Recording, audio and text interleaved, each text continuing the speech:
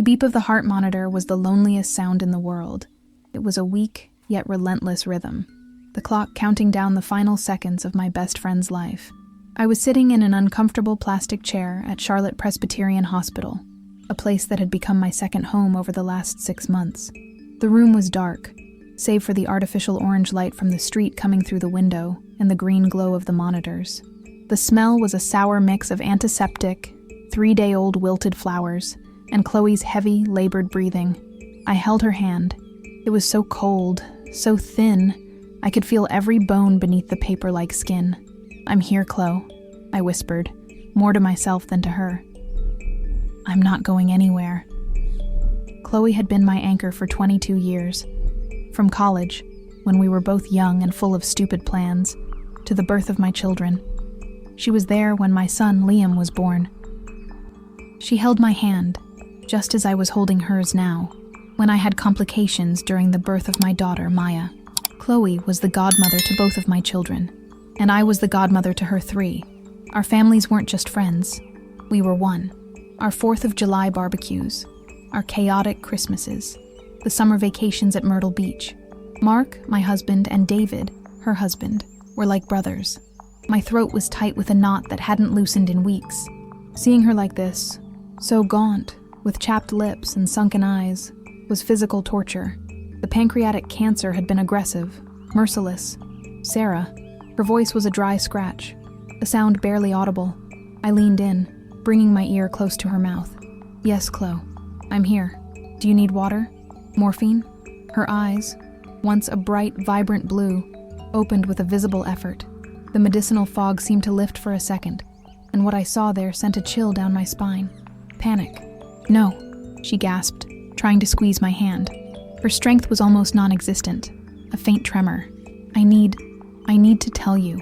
"Shh, don't strain yourself, my love," I said, trying to keep my voice calm, swallowing the sob. "Save your energy. David and the kids are on their way to say goodbye." "No!" The scream was so sudden and strong it made me jump in my chair. The heart monitor beside her sped up, the beat becoming faster, more urgent. "They can't," she choked out, and thick tears began to run from her closed eyes, tracing a clean path down her pale face. "They can't hear. Only you. Sarah, please. You have to forgive me." My heart began to pound in my chest. Confusion washed over me. "Forgive? Forgive you for what? Chloe, you're my sister. There's absolutely nothing for us to forgive." "There is," she sobbed, a torn, broken sound. I lied. My whole life. I lied to you." I shook my head. "We'll take care of them. I promise." That's when she said it. The sentence that broke the world. "They're not David's." The air left my lungs. The beep of the monitor seemed to fade. The room went completely silent. "What? Chloe, don't say that. You don't know what you're saying." "I know exactly what I'm saying." Her voice was now terribly clear, steady, as if the guilt was granting her a final moment of lucidity. "David is sterile, Sarah. He can't have children." I couldn't process it. "My 3 children are your husband's children." I let go of her hand, as if I'd been hit by an electric shock. The sharp, continuous flat line of the machine filled my ears, but all I could hear was her voice, repeating over and over, "They're your husbands." The world didn't fall apart. It evaporated. In that hospital room, as my best friend took her last breath, my life, as I knew it, had just been murdered. The heart monitor's alarm was a sharp, continuous scream. The sound pierced the fog of shock that had enveloped me. Doors burst open. In a blur, 2 nurses and a young, dark-circled doctor rushed past me. "Doctor, she's in arrest!" "No pulse. Starting CPR. Prep 1 of EPI?" I remained motionless, pressed against the cold wall by the window. My whole body was trembling, but I couldn't feel the cold. I watched the doctor's hands compressing Chloe's chest, her body rocking inertly on the hospital bed. My best friend was dying. No, she was dead, and her last words were a poison now running through my veins. "They're your husbands." I should have been crying for her loss. I should have been screaming, holding her hand one last time, telling her I loved her, but I couldn't. All I felt was a cold vacuum. The woman in that bed was no longer the Chloe I knew. She was a stranger, a liar. Time of death, 7:42 p.m., the doctor said, out of breath, finally stopping the compressions. The older nurse, a woman named Brenda who had cared for Chloe so tenderly these past weeks, turned off the monitor. The silence that followed was louder and more deafening than any alarm. Brenda approached me slowly, her eyes full of pity. "Sarah, honey, I'm so sorry. She's gone." I nodded. My head felt like it weighed 100 pounds. I heard. "Do you want a minute with her?" she asked gently. I looked at the body on the bed. Chloe's face was serene, finally free from pain, but I didn't see peace. I saw betrayal. I saw Mark's face. I saw my children's eyes, and her children's eyes. Ben, Noah, Sophie, my godchildren, my stepchildren. Bile rose in my throat. "No," I said, my voice a hoarse whisper. "I can't. I need to go." I left the room without looking back. I walked down the white linoleum hallway, past other families waiting, others weeping. Each step felt like I was walking on the moon, disconnected from gravity. I didn't feel the elevator descend. I didn't feel the cold Charlotte night air as the automatic doors slid open. I got into my Honda Pilot, the family car, the same car where, just last week, Maya and Liam were laughing in the back seat, while Mark drove and I passed out snacks. The car where, 2 months ago, I drove Chloe to a chemo session, and we sang 90s songs at the top of our lungs to chase away the fear. It was all a lie. Every memory, every laugh. I drove home on autopilot. The city lights were neon blurs. I couldn't take a deep breath. My chest was so tight it ached. I replayed her words in my mind, trying to find a mistake, a flaw in the logic. David is sterile. They're Mark's. This couldn't just be a morphine hallucination. It was too specific. The guilt in her eyes was too real. 22 years. She had lied to me for 22 years. Mark had lied to me. For how long? Her oldest son, Ben, was 16. 16 years. My entire marriage. My entire adult life. If this story has touched you so far, like, subscribe, and turn on notifications. You won't want to miss what happens when she gets home. When I parked in the garage of our suburban home in Ballantyne, the living room lights were on. My hands were shaking so badly I could barely get the key out of the ignition.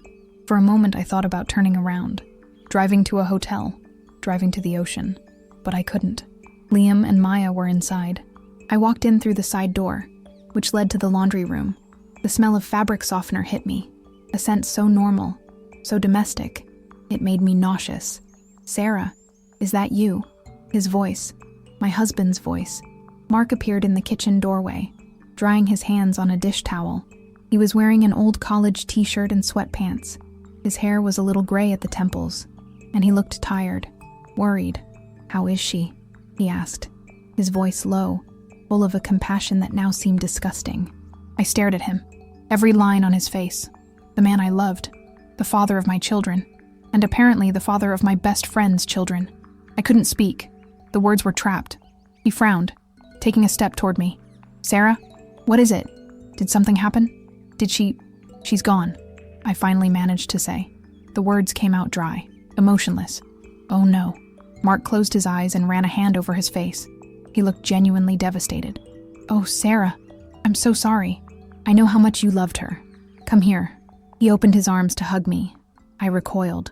It was a small, almost imperceptible movement, but it stopped him in his tracks. His arms fell slowly to his sides. The confusion on his face was clear. "Sarah, what's wrong?" I looked at him. I tried to see the monster, but all I saw was Mark, the man who brought me coffee in bed, the man who taught Liam how to ride a bike, the man who cried on my shoulder when my father died. "She said something," I said, my voice trembling dangerously. "Before she died, she told me something."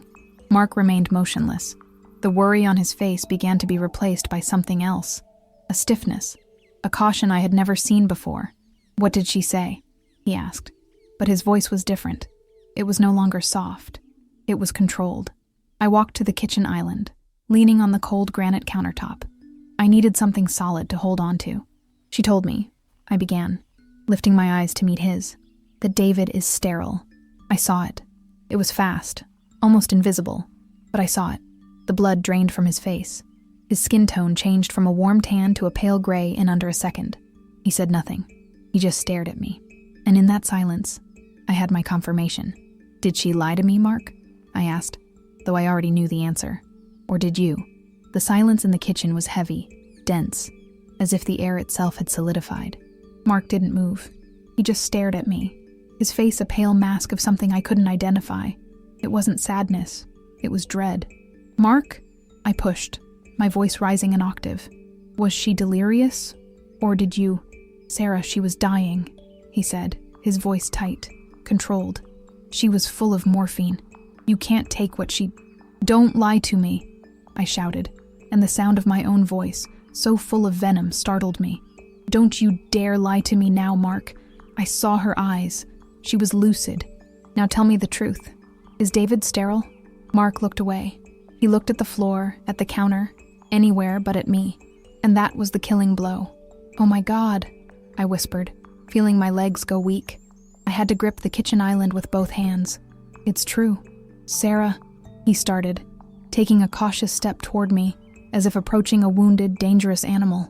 "It's true," I repeated, not as a question, but as a sentence. "Ben, Noah, Sophie, they're yours." He stopped, defeated. "She has 3 children, Mark. 3. That's not once. That's a second family." "No, it wasn't like that," he insisted, his voice now pleading. "I swear, after Ben was born, we stopped. But then, David wanted another child. They wanted Ben to have a sibling." I stared at him, confusion clouding my pain for a second. "What does David have to do with it? Were you cheating on him too?" "No, Sarah, you don't understand." "Then make me understand." I slammed my hand on the granite countertop, making a glass of water jump and spill. "Make me understand how my best friend and my husband had 3 children under my nose. Make me understand how I threw a baby shower for my husband's bastard children. How I held them, Mark. How I'm their godmother." The last word came out as a strangled cry. "Sarah! David knew!" His confession echoed through the silent kitchen. I froze. The world, which was already tilting, stopped spinning. "What?" "David knew everything," Mark repeated, quieter now, exhausted. He asked me." I shook my head, my brain unable to assemble the pieces. "No, impossible. No man would ask his wife to sleep with another man." "He's sterile, Sarah," Mark said, his eyes meeting mine, filled with an ancient guilt. "He found out years ago. Chloe was devastated. She always wanted to be a mother. She was going to leave him. David was desperate. He came to me. He begged me." I tasted bitter bile in my mouth. "Begged? Begged for what?" "To be the donor," Mark said, using the clinical word as if it cleaned the filth. "To give them a child. He said he'd choose me 1,000 times over an anonymous sperm bank. Someone they knew. Someone they trusted." "Trusted," I repeated, the word sounding absurd. Disgusting. "It was an agreement, Sarah," he continued, as if logic made it acceptable. I agreed. "For Chloe. Pity? A sick deal? And Noah? And Sophie?" I asked, my voice dead. They wanted more children," he said, cringing. "They asked me again, and again. And David knew every time. He was in the next room. He pretended they were his. He put his name on the birth certificates. He loves them, Sarah. He's their father." "He's not their father," I exploded. "You are. You and her. And David." "David watched. The 3 of you. You all lied to me. For 16 years. I looked around my kitchen. My perfect kitchen. Liam and Maya's drawings stuck to the fridge. The calendar with soccer practices and ballet classes. And next to it, a refrigerator magnet with a photo. A photo of us, both families, at Myrtle Beach last summer. Me, Mark, Liam, Maya, and Chloe, David, Ben, Noah, Sophie. All smiling, all happy. A sham. "All those barbecues," I whispered, the realization hitting me in shockwaves. "All the Christmases, you watching them, knowing they were yours. Chloe looking at you, knowing they were yours. And David looking at both of you, knowing everything. You made a fool of me. You all made a fool of me in my own home. No, Sarah, please, get your things," I said, my voice cold as ice. "What?" "Sarah, no, it's almost 10 at night. The kids are asleep. Let's talk." "I don't want to talk," I hissed, grabbing his bag from a chair and throwing it at his chest. "I want you out of my house. Now. Sarah, please, you can't—" "Get out!" I screamed, grabbing the first object I saw, an apple from the fruit bowl, and throwing it against the wall next to his head. Get out of my house before I wake up my children and tell them exactly what kind of monster their father is." Mark stared at me, his eyes wide with shock and fear. He saw I wasn't bluffing. The woman he knew, the calm, understanding Sarah, had died in that hospital room along with Chloe. He grabbed his car keys. He didn't say another word. He just gave me one last pleading look, which I met with a hatred so pure it made him flinch. He opened the door to the garage and left. I heard the car engine start and back out of the driveway. Then, silence. I sank to the kitchen floor, my body finally giving out. I trembled uncontrollably. Chloe was dead. My marriage was over. My best friend, David, the grieving widower, was part of the lie. And somewhere in this city, 3 children I loved as my own were now motherless. And I was the only one who knew that the father raising them wasn't their father. Their father was my husband. The next 3 days were a blur of macabre formalities. I operated on autopilot. I woke Liam and Maya the morning after Chloe's death. I told them Aunt Chloe had become a star. The grief on my children's faces was real, and for the first time, I had to fake my own mourning. I hugged them, but my body felt hollow. Mark had called me 37 times, left dozens of text messages. "Sarah, please call me. We need to talk. Don't do this to our family." Our family. The irony was so cruel it made me laugh. I didn't answer a single one. I told my children that Daddy had to travel for a work emergency. The ease with which the lie left my mouth scared me. The day of the funeral arrived with a heavy gray sky over Charlotte, a cold, fine rain falling, as if the world was crying for the lie, not for Chloe. I dressed in black, an outfit Chloe and I had bought together at a sale at South Park Mall. "You need a classic black dress, Sarah," she'd said, "for all occasions." The memory hit me like a slap. When I arrived at St. Peter's Episcopal Church, the parking lot was full. I saw Mark. He was standing near the entrance, pale, looking 10 years older. He was alone, clearly an outcast. Our eyes met across the parking lot. I saw desperation in his gaze. He took a step toward me. I looked away and entered the church, leaving him out there in the rain. The inside was filled with flowers, lilies, and white roses. The smell was sweet and suffocating. The closed mahogany casket was at the altar, and in the front row was David. He was sitting, hunched over, a broken man. Beside him, the 3 children. Ben, the oldest at 16, was trying to look strong, but his hands were shaking in his lap. Noah, 12, was crying silently, his face red and swollen, and little Sophie, 8, had her face buried in her father's suit jacket, her small shoulders shaking. My heart, which I thought was frozen and dead, broke. It wasn't their fault. Those 3 children were the most innocent victims in this whole sick story. I sat a few rows back, my body rigid. The service began. People went up to the pulpit to talk about Chloe's light, her generosity, her loyal friendship. Every word was a knife in my chest. I wanted to scream. I wanted to go up there and tell them all they were mourning a fraud, a woman who built her perfect family on the ruin of mine. But then, my eyes fixed on David. He wasn't crying performatively. He was destroyed. He loved Chloe, and he loved those children. I realized a horrible truth. David, the sterile man who accepted his wife's betrayal to have a family, was perhaps the only one who had truly loved in that equation. After the service, people moved to the adjoining hall for the wake. I tried to leave, but a small hand grabbed mine. It was Sophie. "Auntie Sarah?" she said, her little voice muffled by tears. "You came." I knelt, and the smell of grape shampoo from her hair hit me. It was the same one Maya used. I pulled her into a hug, and she clung to me with desperate strength. "They said Mommy isn't going to wake up anymore," she sobbed into my shoulder. "I want my mommy." I hugged her tightly, closing my eyes, swallowing my rage. "I know, sweetie. I know. Me too." And to my surprise, the tears that came were, in part, for her. "Sarah." I looked up.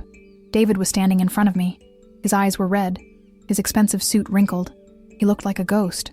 "David," I said, my voice tense. I stood up, still holding Sophie's hand.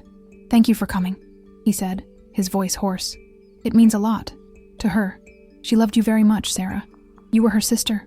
The lie, the blatant lie, said to my face, at his wife's funeral." The anger returned, hot and sharp. "Sarah, what is it?" he asked, looking exhausted. If this is about Mark, I saw he's outside. I don't understand why you're not together. She told me the truth, David. I turned to face him, and the hatred I felt for Mark now transferred to him. About Ben, about Noah, and about Sophie. David froze. The color drained from his face, leaving him with a deathly pallor that almost matched his wife's. He opened his mouth, but no sound came out. She told me about you, I continued, my voice low and sharp as broken glass. She told me you're sterile. It was as if I had punched him in the stomach. He bent over slightly, bracing himself against the damp brick wall of the church. Sarah, please, not here. Where then, David? I hissed, taking a step toward him. At my house? Where you all lied to my face for 16 years? Where I threw a birthday party for your oldest son, who was actually my husband's? Where? Tell me, what is the appropriate place to find out your entire life has been a sick joke? It wasn't a joke, he whispered, and I saw tears well in his eyes. But they weren't tears of grief for Chloe. They were tears of shame. It was the only way. The only way? I was incredulous. The only way to what? To destroy me? To humiliate me? To keep my wife? He yelled, his voice finally breaking, echoing in the quiet courtyard. To have a family. Do you know how much Chloe wanted to be a mother? She would have left me, Sarah. She was going to leave to find someone. Anyone. I couldn't live without her. And I couldn't live without children. I stared at him. The agony in his voice was real, but it didn't move me. So you went to my husband. He was our best friend, David said, as if that explained everything. I thought it was better than a stranger. Someone we knew. Someone we loved. So the kids would have good genes. So we could keep it all together. Keep it all together, I repeated, the absurdity of the phrase hitting me. You kept your family together by blowing mine up. You used me, David. You used my home, my friendship, my children, as cover, a perfect alibi, the happy family friends. All the while, you two watched my husband have children with your wife. I know, he sobbed, now sliding down the wall until he was sitting on the wet ground, not caring about his expensive suit. I know, and I lived with it every day. You think it was easy? You think it was easy watching Ben be born, knowing he wasn't mine? Watching him look like Mark? Hearing Chloe call me Dad? I don't care if it was easy for you, I shouted. You made a choice. You chose the lie, and you forced me to live in it without my consent. I took a deep breath, the cold air burning my lungs. I looked at him, a pathetic man, crying on the church patio floor at his wife's funeral. He was as much a victim as he was a culprit. But then, my gaze went past him, through the glass door leading to the hall. I saw Ben, the 16-year-old, leaning against a pillar, headphones on, eyes closed, trying to escape the world. I saw Noah, 12, nervously eating cookies in a corner, alone. And David, the only father these children knew, was in tatters, destroyed by guilt and grief, unable to care for himself, let alone 3 traumatized children. They were alone, completely alone. The lie their parents built to keep them together had just crumbled, leaving them orphaned in the wreckage. My anger, so hot and pure seconds ago, began to cool, replaced by a cold horror. That sick agreement hadn't just betrayed me, it had condemned these 3 children. I looked back at David, who was still crying. Get up, David. He looked at me confused. What? Get up, I repeated, my voice now hard but different. It wasn't anger anymore. It was command. Your children are watching. They just lost their mother. They can't lose their father on the same day. Get up and go be the father you swore to be. David blinked, the shame giving way to a spark of understanding. He used the wall to pull himself up, wiping his face on the back of his hand. Sarah, we are not done, I interrupted him. We will never be done with this. But right now, those 3 children need you. Go. He nodded, a short broken movement. He looked at me one last time, his eyes saying something I didn't want to understand. Maybe gratitude, maybe a plea.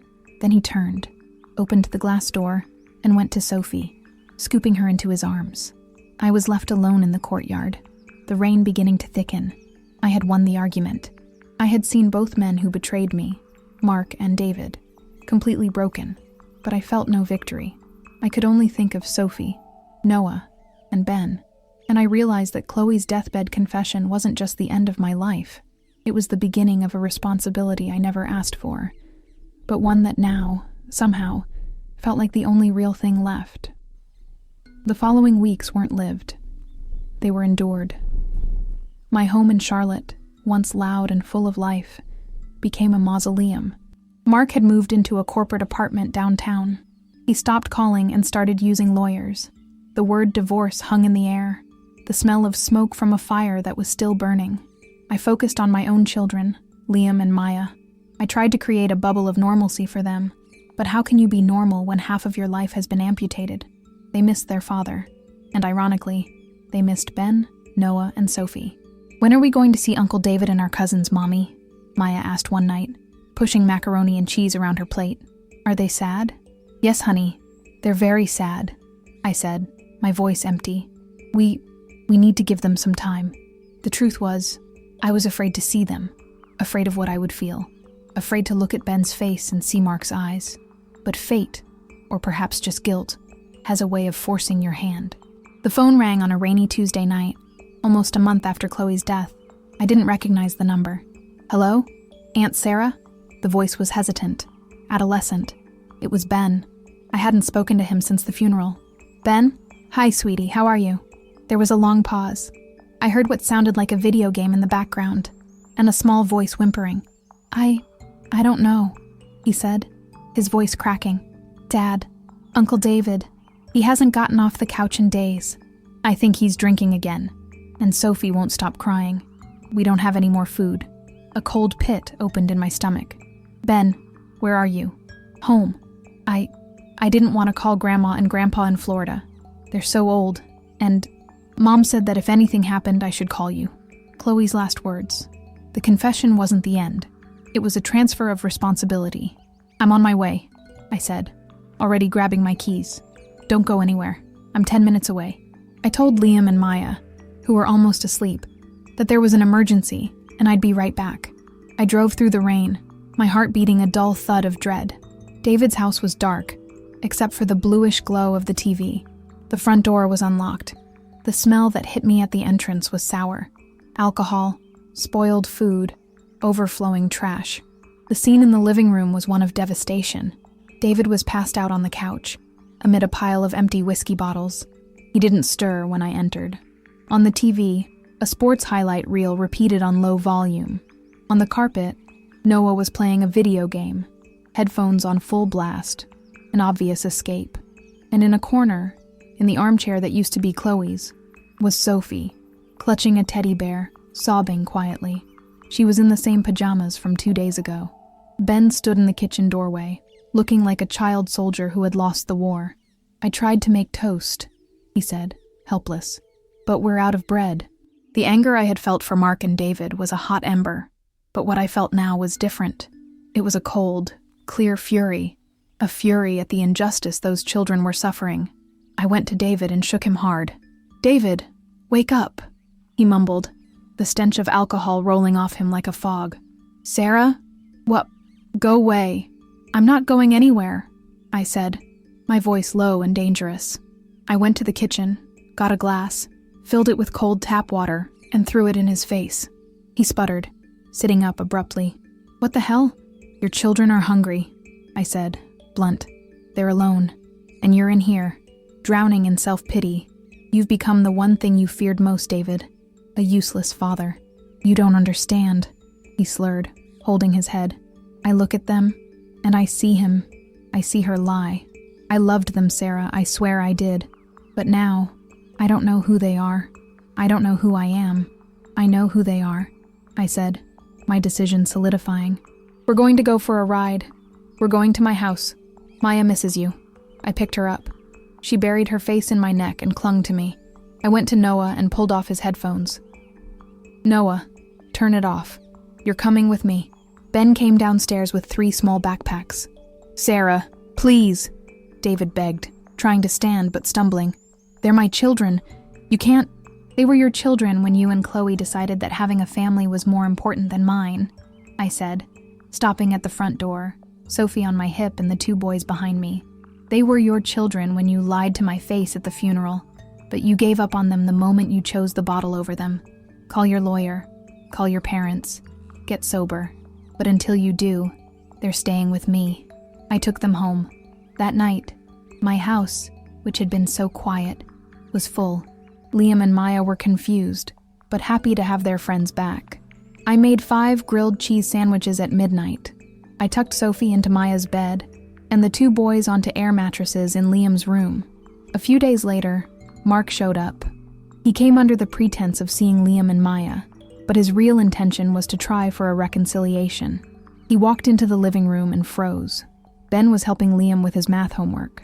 Noah and Maya were playing video games. Sophie was drawing on the kitchen floor near me. "What is this?" Mark asked, his face contorting in confusion and anger. "Why are they here? Sarah, you kicked me out. And now you're taking in her children?" I stood up, drying my hands on my jeans. I walked right up to him, stopping just inches away. "They're your children too, Mark," I said calmly. He recoiled as if I'd slapped him. "Sarah, don't. They are. But you didn't want them. You had them and gave them to another man. You abandoned them the day they were born. Chloe abandoned them when she died without a plan. And David abandoned them when he chose the bottle." I looked at the 5 children in my living room. My 2. And his. "As it turns out," I continued, my voice firm as steel, "I'm the only adult left. I'm the only mother they have now." Mark was speechless. The enormity of my decision, and his failure, hit him.